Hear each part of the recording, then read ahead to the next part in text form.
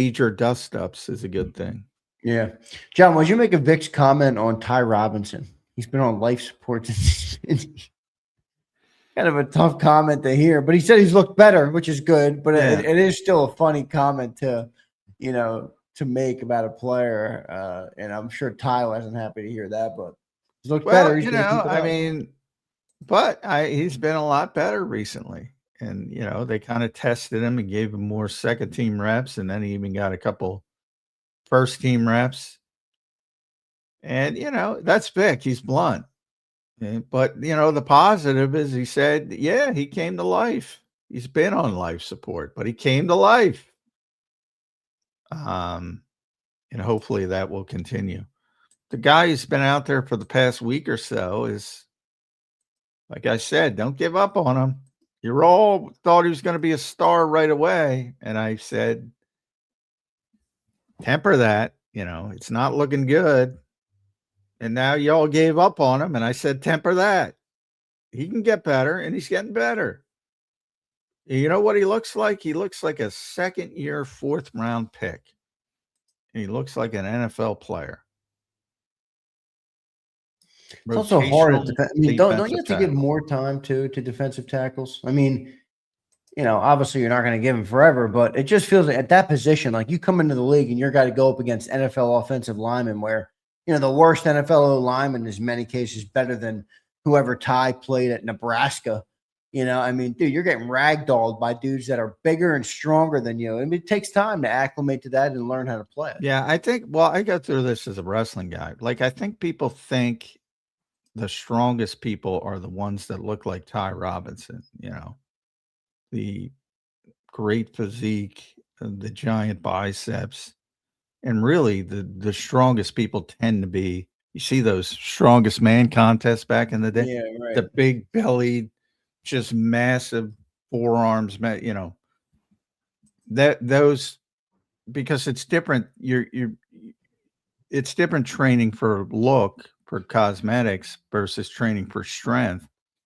And the strongest guys, like I always bring up Linval, former Eagle, former Giant, because Kelsey would always say, strongest guy in the league. He was just a big 350-pound. You couldn't move him. Could not move him. In a strong man's league, to be declared the strongest guy, that's pretty impressive. So, you're 100% right. I mean, guys need time to develop. If you're, Aaron Donald hit the ground running. If you're gifted, you're gifted. But, if you're a fourth-round pick, you're probably not Aaron Donald. So,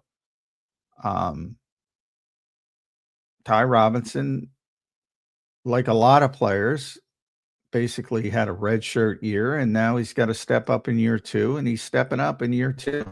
Now, his problem is they have so much depth at defensive tackle.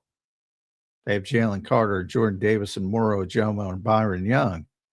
He's not going to be better than those guys. And then you have Uar Bernard. So are you going to keep 6 defensive tackles? They might trade him. But I'd keep him if they don't trade him. I'm not cutting him.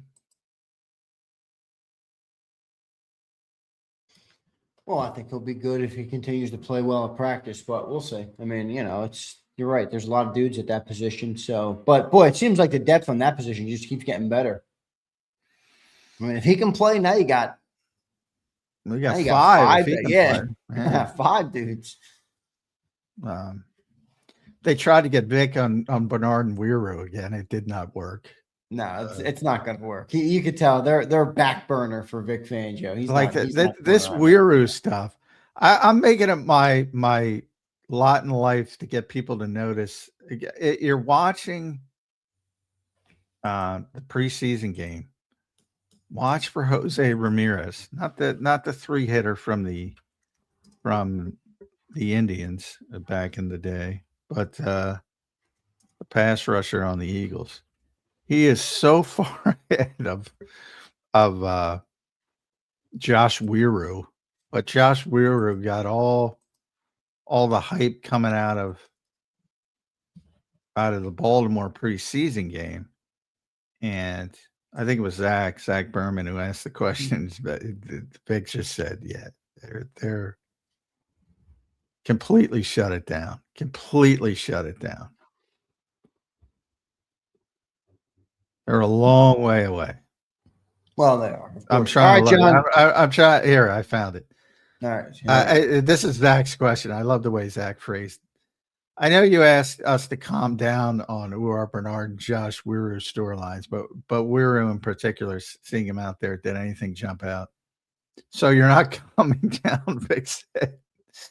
Those are our two exchange dudes, foreign exchange students, basically, is what he's saying. They're doing fine, but they got a long way to go.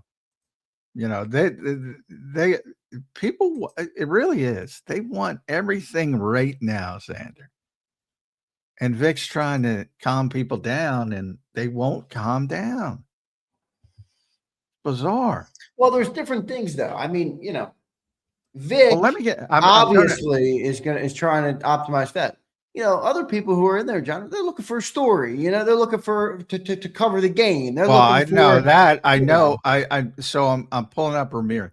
So Ramirez had 43 snaps. Was the third highest rated defender if you want to go PFF, right? He had 3 tackles. He had 2 quarterback hits, a hurry, 2 stops, which means at the point of attack in parlance. He was all over the place. And nobody fucking noticed him because he's not an international. MAC Player of the Year when he was at Eastern Michigan. Undersized now. He's under 6'2". That's the problem. He's an edge rusher who's under 6'2". That's why.